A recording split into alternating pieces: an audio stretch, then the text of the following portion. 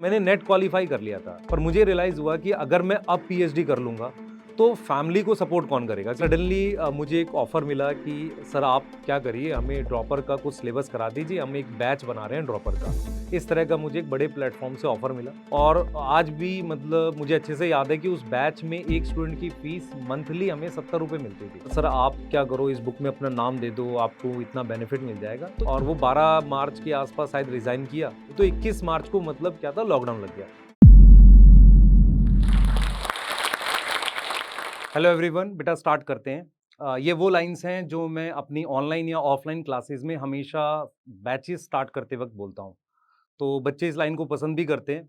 तो आज ये जो सेशन है, आज जो ये वीडियो है, इसमें मैं अपने बारे में कुछ ऐसी बातें बताऊँगा आपको, जो शायद ही मैंने कभी किसी क्लास में या शायद ही कभी किसी ऑनलाइन प्लेटफ़ॉर्म पे डिस्कस की हो। मेरा नाम तरुण कुमार है और मैं बॉटनी या बायोलॉजी पढ़ाता हूँ। तो बेटा स्टार्टिंग से मैं दिल्ली में ही रहा हूँ और दिल्ली में मतलब एक नॉर्मल मिडल क्लास फैमिली जिसमें बहुत सारी प्रॉब्लम्स होती हैं। आप ये भी जानोगे कि यार मतलब ऐसा भी होता है कि कई बार ट्यूशन्स वगैरह की फ़ीस जो होती है, वो डिले मिलती है, तो कई बार स्टूडेंट जो होता है, वो इस वजह से क्लास में नहीं जाता। तो हम लोग इसी तरह की फैमिली से बिलॉन्ग करते थे। 10th और 12th हमने प्रॉपरली गवर्नमेंट स्कूल से करी है और गवर्नमेंट स्कूल में पढ़ के थोड़ा-सा गाइडेंस की कमी फ़ील हमेशा से होती रही है।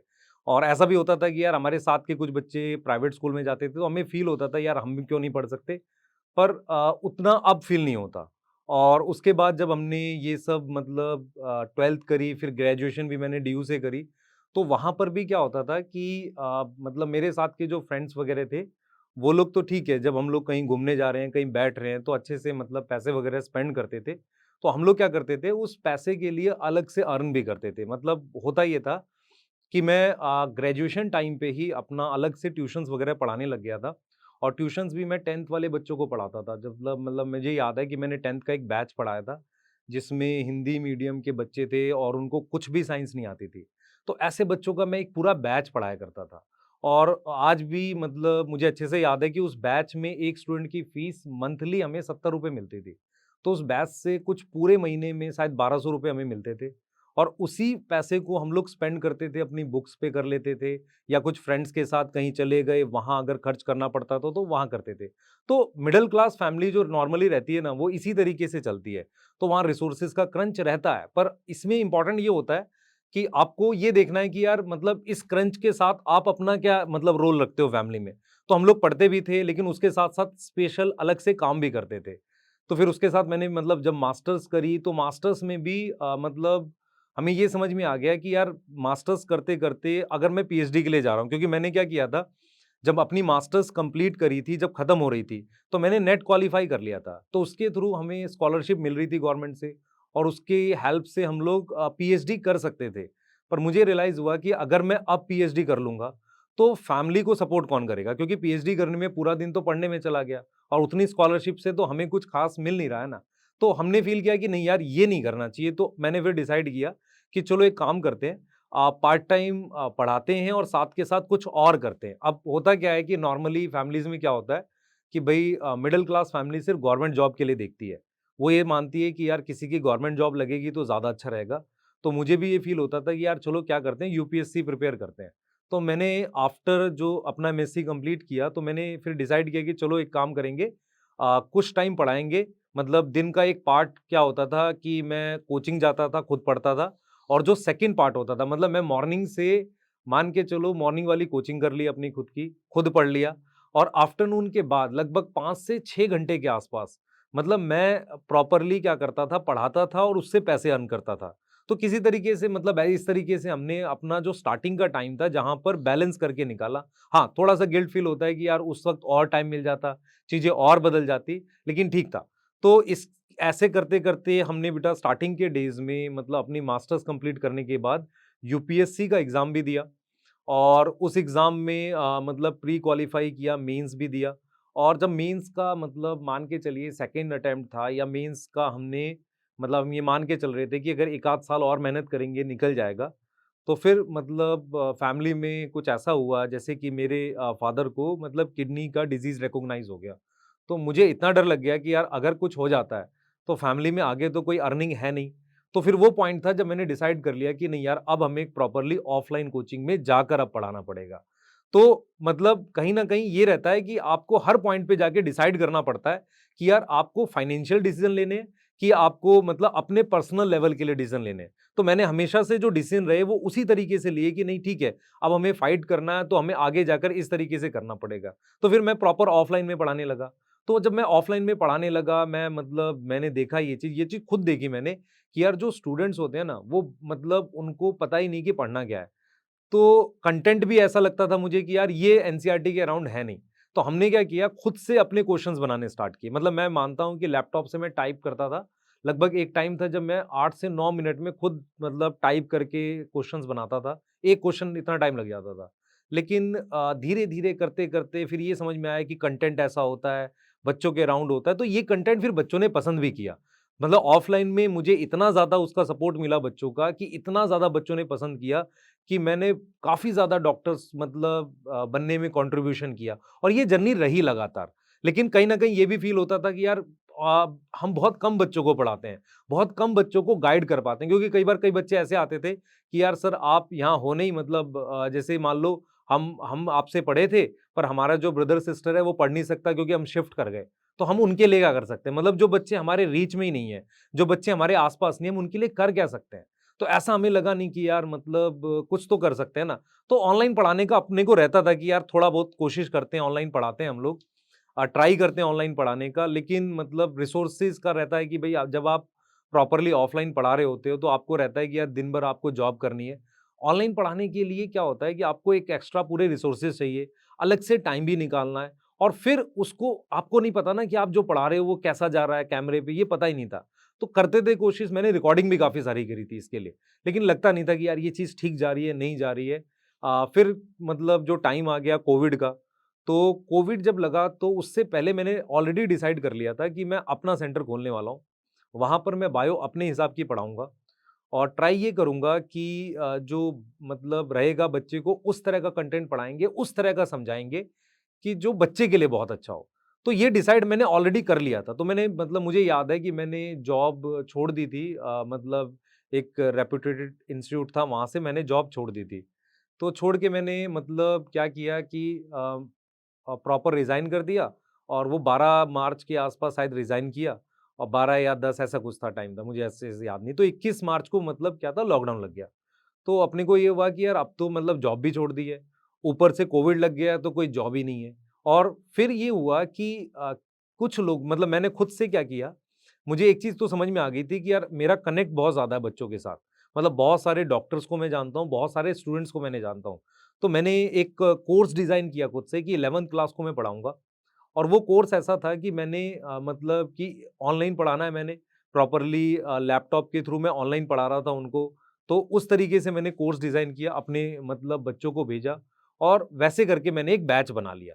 और मैं उन दिनों जब कोविड लग गया था, तो ऑनलाइन काफ़ी सारे प्लेटफ़ॉर्म्स के बैच पढ़ाने लग गया था। तो वहाँ पे भी बहुत अच्छा रिस्पॉन्स मिल रहा था। फिर सडनली मुझे एक ऑफ़र मिला कि सर आप क्या करिए, हमें ड्रॉपर का कुछ सिलेबस करा दीजिए, हम एक बैच बना रहे हैं ड्रॉपर का।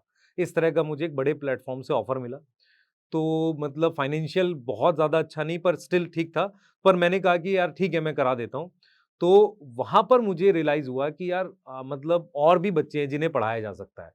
तो उन्होंने मतलब जैसे बोला कि सर स्टार्टिंग में तो उन्होंने अच्छा अप्रोच किया, पर बाद में बोला सर यार आप सीरियस टीचर हो, मतलब सीरियस टीचर्स जो होते हैं ना, वो बच्चों को उतना एंटरटेन नहीं करेंगे तो शायद बच्चा पढ़े नहीं। पर मुझे मतलब ये था कि नहीं, अगर हम सीरियसली बच्चे को पढ़ाते हैं जिसमें कंटेंट इम्पोर्टेंट होता है, तो बच्चा मतलब उसे सुनता है, उस बात को जानता है वो। तो वो चीज़ मतलब मुझे अपने ऊपर तो कॉन्फिडेंस था ही, पर ये भी था कि यार चलो देखते हैं एक बार। तो मुझे याद है कि मैंने सेल साइकिल नाम से एक चैप्टर पढ़ाया था और वो एक ही चैप्टर था, उसके बाद जो बच्चों की कमेंट्स थी, जो बच्चों का रिएक्शन था, मतलब मुझे रियल में फ़ील हुआ कि जो मैंने ऑफ़लाइन में काम किया था इतने साल तक, ये उसका मतलब रिवॉर्ड है। कई बार ऐसा होता है ना कि आप काम करते हो, आपको रिवॉर्ड नहीं मिलता, ये उसका रिवॉर्ड है। तो वो जो प्यार बच्चों का मिला, वो अचानक से इतना ज़्यादा रहा, मतलब हमने बहुत मेहनत की, पर एक चीज़ जो मैंने हमेशा अपने साथ रखी है कि यार मैं सिस्टम से हमेशा फाइट करूँगा। चाहे वो बच्चों के लिए हो, चाहे किसी के लिए भी हो, मतलब मुझे ये समझ में आएगा कि यार अगर बच्चों के लिए गलत हो रहा है, तो सिस्टम से फाइट मैंने हमेशा करी है। तो वहाँ भी मैंने कंटेंट को लेके मतलब ऐसा रखा कि यार बच्चों के लिए बेस्ट से बेस्ट कंटेंट होना चाहिए। और ये हमने पहले भी किया था, ऐसा नहीं कि ये सिर्फ़ ऑनलाइन में किया है, हमने ऑफ़लाइन में भी इस चीज़ को किया हुआ है बच्चों के लिए। तो ठीक था, मतलब हमें अच्छा रिकॉग्निशन मिला, हमने बढ़िया से पढ़ाया वहाँ पर और शायद ही मैं ये बोल सकता हूँ कि बहुत ही कम बच्चे ऐसे रहे होंगे जो मतलब पढ़े और उन्होंने उस चीज़ से बेनिफिट नहीं लिया।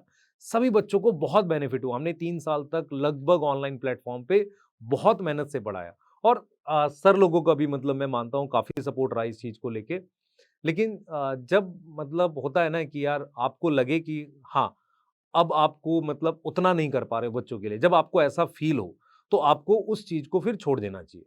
तो हमने यही सोच के कि नहीं ठीक है, अब हमें लग रहा है कि यार हम वो चीज़ नहीं कर पा रहे हैं, जैसा हमने सोचा था। तो हमने फिर मतलब ठीक है, छोड़ दिया वहाँ से और अपना एक अलग जर्नी को स्टार्ट किया, संकल्प भारत को स्टार्ट किया। तो फिर क्या हुआ, जब हम बड़े सिस्टम में होते हैं, तो बहुत सारे लोग ऐसे मिल जाते हैं, जिनकी थॉट्स हमारे से मैच कर जाती है। तो संकल्प भारत में जुड़ने वाले जितने भी लोग थे, उनकी सोच हमारे से मैच कर रही थी।